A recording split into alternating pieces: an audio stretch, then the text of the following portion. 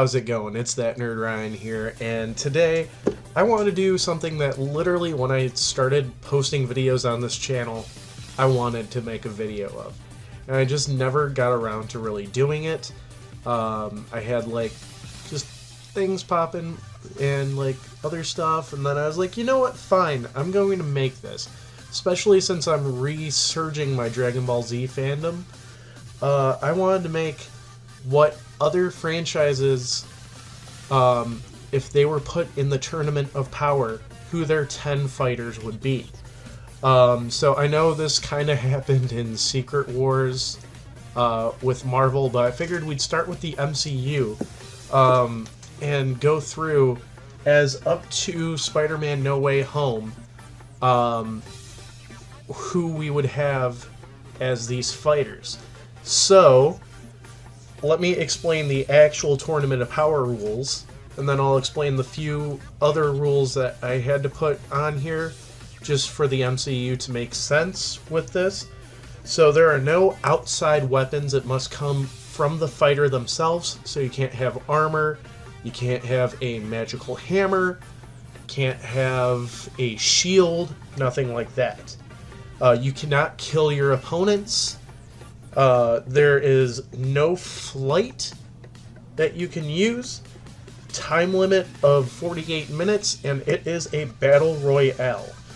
The other stuff that I had to add on for making this team is we are discluding What If or any of the No Way Home characters that are not part of the MCU main universe. Or Multiverse of Madness main universe. This is because it's a fight from said universe, so they're not going to be pulling from other universes to fight in this fight. But I will explain when it comes to weapons. Well, I'll explain when we get there. But yeah, so I did 10 characters that are in the MCU that we can use. Also, it's like robots are banned and everything. However, because 17 and 18 fought in their androids, I think some of the Eternals being on this team are fine, since 17 and 18 were fine. But yeah, so for Captain, I chose Captain Marvel. I was really thinking Captain America, but he is a brawler, but he is not up to, like, he is strong, but compared to some of these characters that are on this list, he is, kind of on the weaker side. He would be more like a Krillin, which, yeah, I know Krillin made it on the Tournament of Power, but yeah. Cap's just a very strong human. Some of these are, actually most of these are definitely meta-humans. But yeah, Captain Marvel, since basically she's kind of treated as a Saiyan in the MCU, she's the closest we have to an actual Saiyan. Especially when she goes binary, that is basically Super Saiyan. And then she is a natural born leader and just an amazing fighter, was able to stand up to hold her own against Thanos for a good amount of time. So yeah, she would definitely be part of this team. And speaking of Thanos, the next on, I got the list on my phone, so sorry. The next on the list is Thanos. Obviously, you have Frieza fighting in this tournament.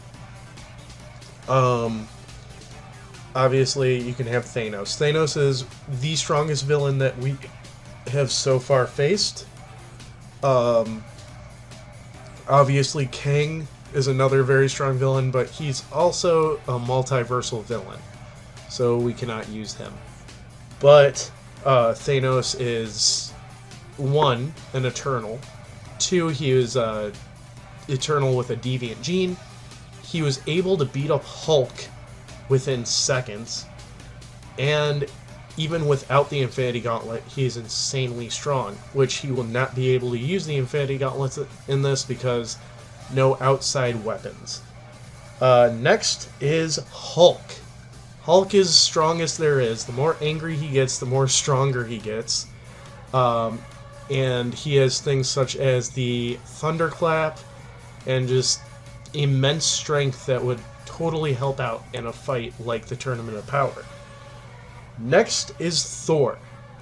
Now, Thor, I understand you can't bring in his hammer, but Thor's not the god of hammers. He's the god of thunder.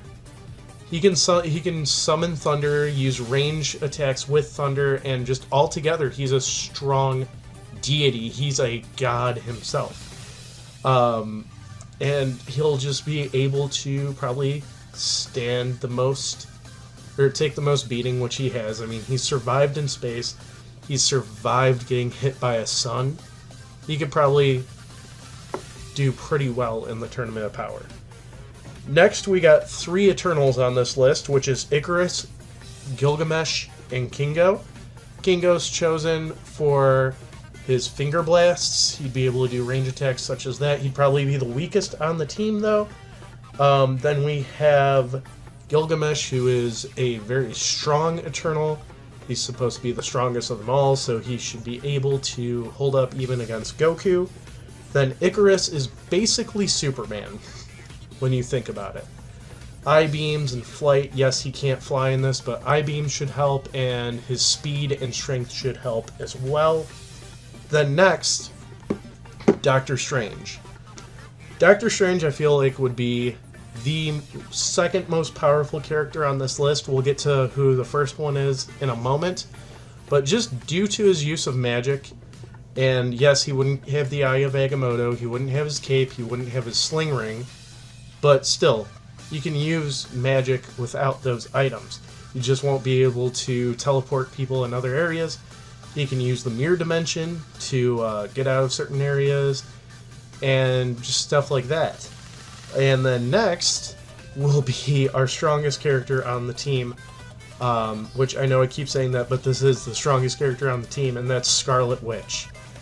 Somebody who's able to completely change reality and completely use hex magic on her own without anything else, and basically be able to hold her own probably against most people here fighting in the Tournament of Power.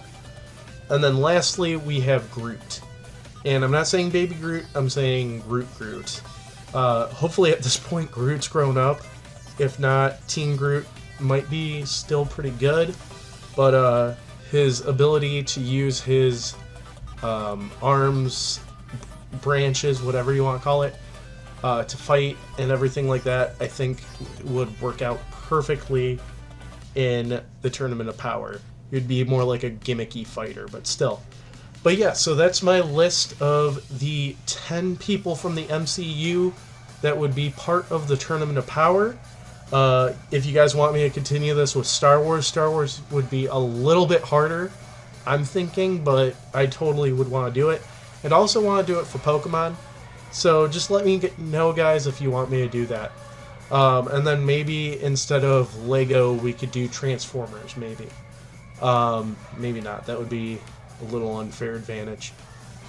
But yeah, so make sure you guys leave a like, comment, subscribe, ring that bell, and follow me on all my social media down below. It's that Nerd Ryan telling you, we're all superheroes on the inside.